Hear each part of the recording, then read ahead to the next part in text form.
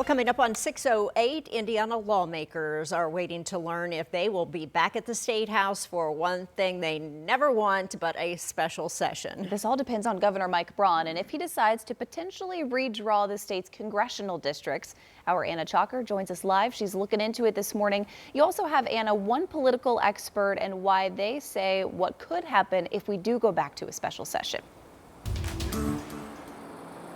Well, ladies, that expert says he wouldn't be surprised if Governor Braun calls on that special session soon. But his big question through this process is when would that happen? So right now the state is in a waiting game. Governor Braun has been saying he needed to hear from lawmakers about whether they want to redraw the state's congressional district maps before he calls that special session. And as we have reported, Democratic state lawmakers have said they'll challenge any new maps, arguing that trying to take two more Republican seats would disenfranchise minority voters. Professor Paul Menke says he expects Republicans to argue that is not their intention.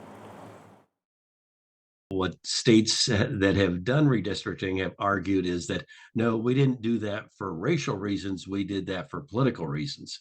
And the court basically has said, well, if you tell us that you did it for political reasons, that you wanted to dilute the Democratic vote, that's okay.